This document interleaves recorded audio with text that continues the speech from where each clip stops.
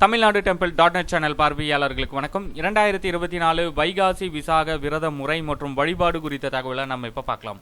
வைகாசி மாதத்தில் வரும் பௌர்ணமியும் விசாக நட்சத்திரமும் இணைந்து வரும் நாளை தான் நாம் வைகாசி விசாக நாளாக கொண்டாடுகிறோம். 2024ஆம் ஆண்டு வைகாசி விசாகம் வரும் மே 22ஆம் தேதி புதன்கிழமை அன்று வருகின்றது. மே 22ஆம் தேதி காலை 8:18 மணிக்கு ஆரம்பமாகி மே 23ஆம் தேதி காலை 9:42 மணி வரை விசாக நட்சத்திரம் உள்ளது. இதனால் வைகாசி விசாக விரதம் இருப்பவர்கள் மே 22ஆம் தேதி நாள் முழுவதும் விசாக நட்சத்திரம் உள்ளதால் அன்றைய தினமே விரதம் வழிபாடு பூஜைகளை நீங்கள் தாராளமாக மேற்கொள்ளலாம்.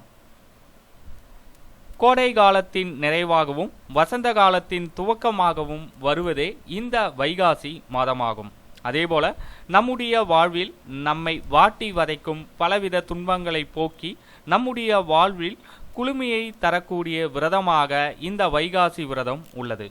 குறிப்பாக குழந்தை இல்லாதவர்கள், கணவன் மனைவிக்குள் பிரச்சனை இருப்பவர்கள், தொழில், வியாபாரம், வேலை என வாழ்க்கையில் எதிலும் எந்தவிதமான முன்னேற்றமும் உங்களுக்கு ஏற்படவில்லை என்பவர்கள் வைகாசி விரதம் இருந்தால் நிச்சயமாக அந்த குறை தீரும் என்பது திண்ணம்.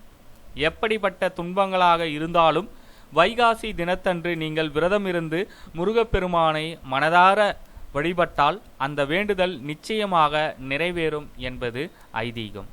வைகாசி விரதத்தை எளிமையாக மேற்கொள்வது எப்படி என்பதனையும் தெரிந்து கொள்வோம். வைகாசி விசாகம் வரும் மே 22ஆம் தேதி புதனன்று வருகிறது. அன்றைய தினம் காலையில் எழுந்து குளித்துவிட்டு வழக்கம் போல இந்த விரதத்தை நீங்கள் தொடங்க வேண்டும். முடிந்தவர்கள் 2 வேளையும் கோவிலுக்கு சென்று வரலாம். முடியாதவர்கள் மாலையில் மட்டுமாவது கண்டிப்பாக கோவிலுக்கு சென்று வருவது சிறப்பு. உங்களுடைய வீட்டில் முருகன் விக்கிரகம் வேல் வைத்திருப்பவர்கள் சிறிது பால் ஊற்றி அதற்கு அபிஷேக ஆராதனைகள் செய்து வழிபடலாம். படம் மட்டும் வைத்திருப்பவர்கள் பாலை நைவேத்தியமாக படைத்து முருகப்பெருமானை வழிபடலாம். அன்றைய தினம் முருகன் கோவிலுக்கு அபிஷேகத்திற்கு பால் வாங்கி கொடுப்பது என்பது மிகவும் விசேஷமான ஒன்று.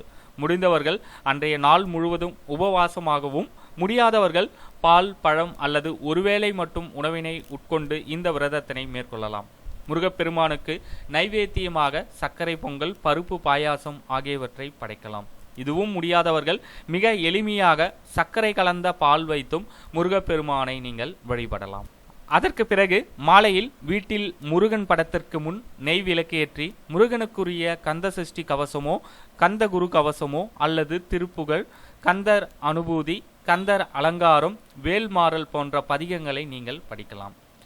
அதன்பின் முருகனுக்கு நைவேத்தியமாக படைத்த பொருட்களை பிரசாதமாக நீங்கள் சாப்பிட்டு இந்த விரதத்தினை நீங்கள் நிறைவு செய்து கொள்ளலாம். வைகாசி தினத்தன்று, வைகாசி விசாக நாளன்று கோடை காலத்தில் குளிர்ச்சியை அளிக்கக்கூடிய மோர், நீர், பானகம், குடை, விசிறி, செருப்பு போன்ற பொருட்களையும் நீங்கள் தானமாக வழங்கலாம். அன்றைய தினம் மற்றவர்களுக்கு நீங்கள் அளிக்கும் அன்னதானம் முருகனின் மனதை குளிர செய்யும். முருகப்பெருமான் உங்களுடைய மனதையும் நிச்சயமாக குளிர செய்வார். இந்த ஆன்மீக தகவலை உங்களுடைய நண்பர்களுக்கும் தெரியப்படுத்துங்க. நன்றி, வணக்கம்.